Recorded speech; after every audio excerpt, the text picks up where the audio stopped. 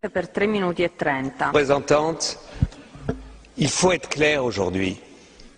Pour beaucoup de Palestiniens, et je reviens de Ramallah et des universités palestiniennes, deux solutions n'est plus à l'ordre du jour. Les Israéliens n'en veulent pas, ne nous mentons pas. Israël rend de plus impossible la solution de deux États. Nous défendons avec raison deux États. Mais il faut mesurer la frustration palestinienne. Et ce que je ne comprends pas, nous soutenons, comme les socialistes, l'initiative du président Abbas à l'ONU. Et je trouve la phrase qu'il a trouvée en disant « En Moyen-Orient, il n'y a pas un État de trop, mais il manque un État. » Donc il dit « L'État d'Israël est légitime, mais il manque l'État palestinien. » C'est la phrase que nous pouvons tous signer.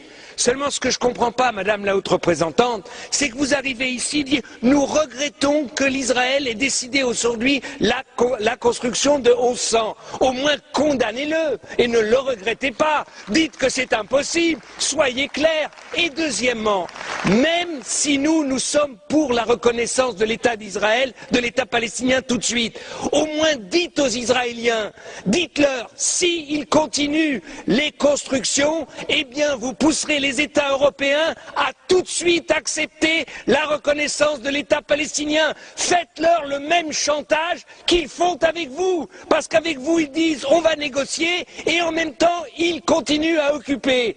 Faites de la politique, Madame Ashton. La politique, c'est pas de la prière. Aujourd'hui, il y a en Israël des centaines de milliers de personnes qui s'opposent à la politique de Netanyahou.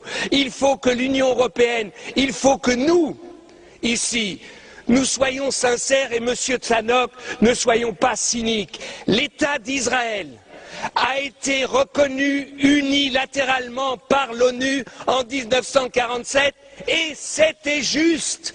C'était juste. Il n'y a pas eu de négociation avec les pays arabes et c'était juste. Et quand Monsieur Tannock, vous nous dites qu'Israël soutient les Palestiniens avec de l'eau, Israël vole l'eau des Palestiniens et leur revend. C'est ça que vous appelez soutenir? Enfin, il faut arrêter un peu avec notre cynisme européen. Si aujourd'hui, nous nous levons pas tous et nous disions aux Israéliens, votre paix, la paix d'Israël, Israël pouvant s'intégrer dans un espace du Moyen-Orient, même de rêver des États-Unis du Moyen-Orient, où tout le monde aurait sa place, Israël doit comprendre que c'est dans son intérêt le plus intime qu'il y ait un État palestinien.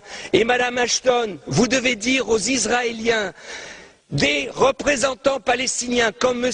Abbas ou comme le Premier ministre Fayyad, ils n'en auront pas d'autres et qu'aujourd'hui, si le Hamas aujourd'hui est contre l'initiative de M. Abbas, parce qu'il sait que cette initiative, c'est la seule possible pour qu'il y ait deux États au Moyen-Orient.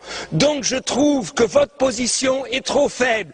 Vous n'avez à aucun moment dit ici comment vous pouvez obliger les Israéliens à négocier. C'est un mensonge incroyable. Ils disent on va négocier sans conditions parce que sur le terrain, on est en train de changer les conditions. On est en train de continuer l'occupation. Donc dites aux Israéliens où ils arrêtent tout de suite les colonies, la colonisation et la construction, où l'Union européenne soutiendra tout de suite la reconnaissance de l'État palestinien maintenant dans la 66e réunion des États de l'ONU. Si vous ne le faites pas, Madame Ashton, eh bien, vous verrez que dans 6 mois, il n'y aura pas de négociation. Dans 1 an, on en sera là où on en est aujourd'hui. Vous reviendrez ici, vous dites il faut que les Israéliens et les Palestiniens comprennent que ce n'est que par les négociations qu'ils arriveront à la paix. Ils arriveront à la paix, Madame Ashton, si nous disons aux Israéliens, des fois, et pour défendre l'État d'Israël, too much is too much, enough is enough. Si on leur parle comme ça, vous verrez que les choses changeront. Merci.